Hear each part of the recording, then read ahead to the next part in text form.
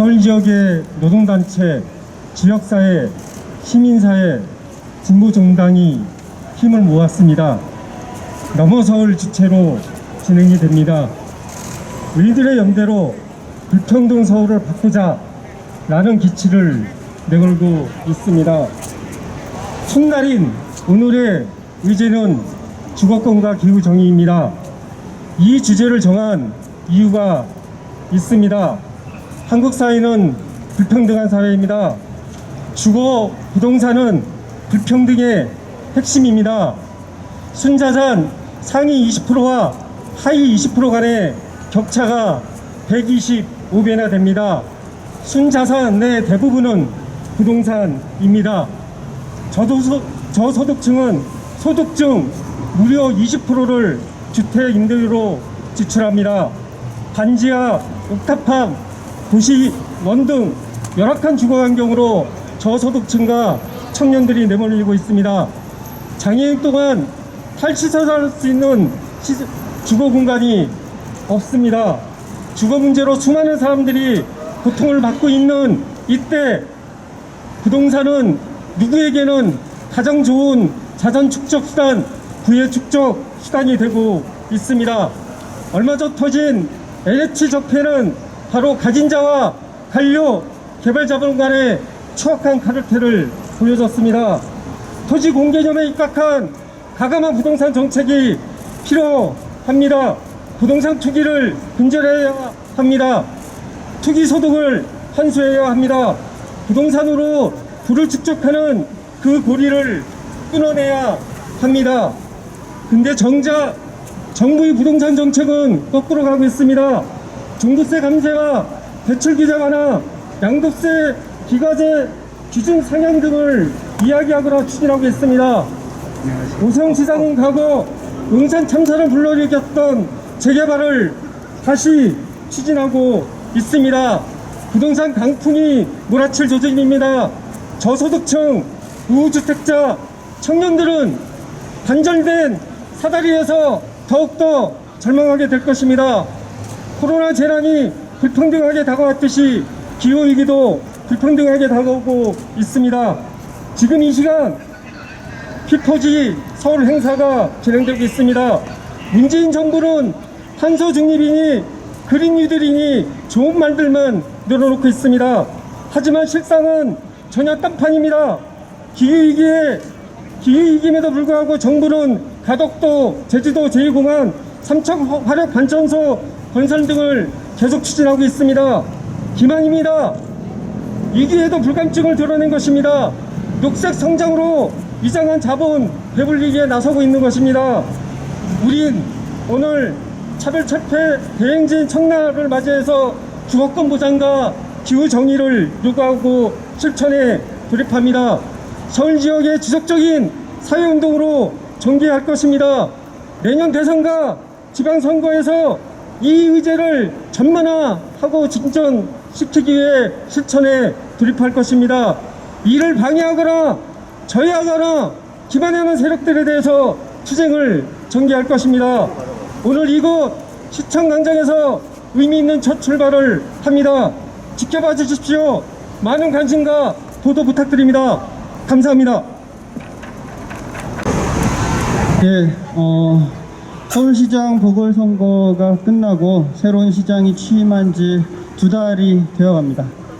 지난 선거 과정을 복기해보면 그야말로 서울시는 부동산 선거였다라는 말을 심심치 않게 이야기할 정도였습니다.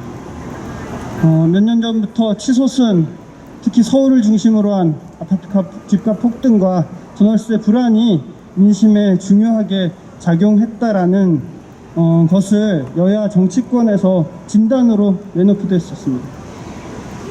당시 선거 과정을 보면 거대 여야 정당들은 너나 할 것 없이 방식과 공급 양만 틀렸지 아파트 위주의 주택 공급 정책을 대표적인 부동산 공약으로 발표했습니다. 서울에 집이 부족해서 집값이 폭등하고 주거 불안이 심각해진 것처럼 이야기를 하고 있습니다. 네, 서울은 집이 부족합니다. 주택 보급률만 놓고 보면 100%가 조금 못 되기도 합니다. 그런데 서울의 집은 늘 부족했습니다. 한 번도 차고 넘쳤던 적이 없습니다.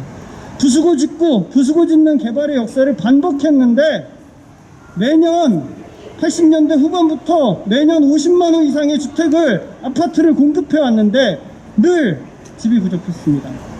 공급되는 신규 주택의 60% 이상은 다주택자들이 몽땅 가져갔기 때문입니다. 그래서 여야 후보들이 말했던 그 주택 공급 정책도 결국은 집부자들의 집을 늘려주는 시적 수단으로 전락할 우려들이 끊임없이 제기되어 왔습니다. 그 중에 가장 공급 규모를 크게 발표했고 특히 민간의 재개발 재건축 중심으로 주택을 공급하겠다라고 선언한 오세훈 시장이 10여 년 만에 다시 서울시장으로 돌아왔습니다. 지난주에는 6대 재개발 규제 완화 정책을 발표하기도 했습니다. 서울을 더 많은 공사판, 더 많은 투기판으로 만들겠다는 선언이 아닌가 싶습니다. 10여 년 전 오세훈 시장 재임 시절 용산 참사를 앞두고 촉발된 뉴타운 재개발 문제 그리고 그 갈등들 때문에 서울시가 스스로 주거정책 자문위원회를 꾸렸습니다. 2008년. 그리고 2009년 1월 그 결과를 발표했는데 이대로 뉴타운 재개발이 추진되면 서울의 저렴주택들이 감소하고 그리고 원주민들은 15% 내외로 재정착하지 못한다라는 결과를 발표하기도 했습니다.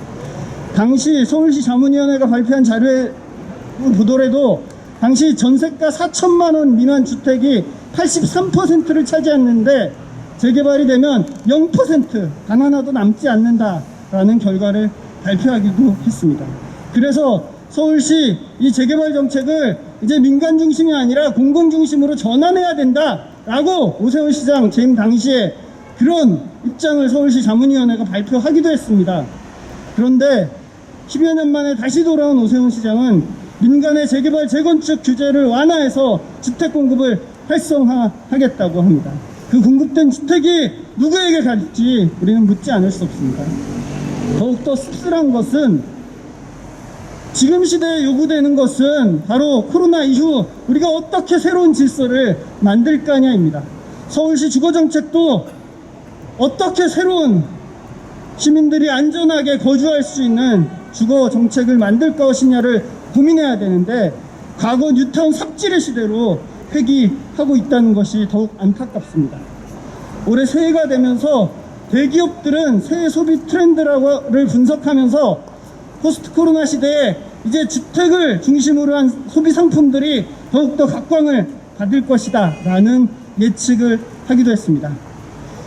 안정된 직장을 갖고 재택이 가능한 사람들은 더 넓고 쾌적한 집을 원하고 그 집에서 지인들과 함께 즐길 수 있는 홈바를 원하고 집에서 야외처럼 즐길 수 있는 홈 가드닝을 원하고 집에서 운동할 수 있는 헬스기구들을 집에 갖추기를 원한다면서 새로운 소비 트렌드를 통해서 새로운 이 경제위기 시대를 새로운 돌파구로 삼자고 이야기를 하기도 했었습니다.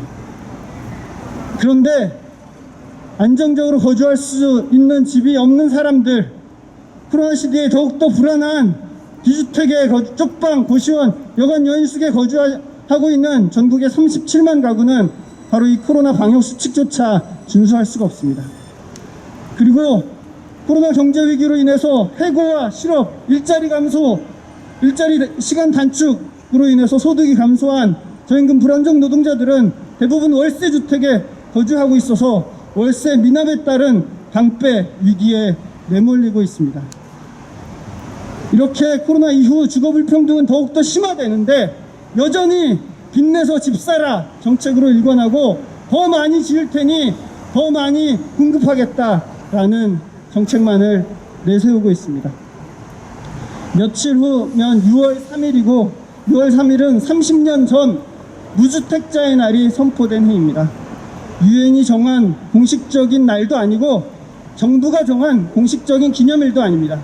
30년 전 집값 폭등과 전월세 폭등으로 세입자들 일가족들이 연쇄적으로 자살하는 목숨을 끊는 일들이 벌어지기도 했었습니다. 그리고 8688 올림픽 국제행사를 앞두고 서울의 도시개발 정책으로 수많은 철거민들이 내몰리던 시기이기도 했습니다. 그 상황에서 서울에 집 없는 사람들, 쫓겨나는 철거민들이 모여서 6월 3일을 오늘을 우리 무주택자의 날로 선포하자라고 선언했었습니다. 당시 그 무주택자의 날 선포대회에 참가했던 고 김수환 추기경님은 이런 말씀을 하시기도 했습니다. 이 세상에 집 없는 사람이 단 한 사람이라도 있는 한 호화주택을 지을 권리는 아무에게도 없다. 있다면 모든 이를 위해 최소한의 삶의 자리를 마련해야 될 의무만 있을 뿐이다. 서울시와 정부는 우리의 삶의 자리를 안정적으로 보장하는 이 의무를 지키시기를 촉구합니다. 주택 공급을 통해서 집부자들의 집을 늘려주는 것이 아니라 집을 소유하지 않아도 안정적으로 거주할 수 있는 우리의 주거권 보호의 의무를 이행하기를 촉구합니다. 저희는 차별철폐 대행진을 앞두고 스탑, 다운, 업의 구호를 함께 외치면서 행진하고 있습니다. 임대료 인상과 강제퇴거 스탑, 멈춰야 합니다. 집값과 주거비 부담 다운, 낮춰야 합니다. 공공임대주택 공급 확대하고 세입자들의 주거권을 확보해야 합니다. 차별철폐 대행진 기간을 통해서 서울 시민들의 주거권 확보를 위해서 함께 목소리를 높여갑시다. 감사합니다.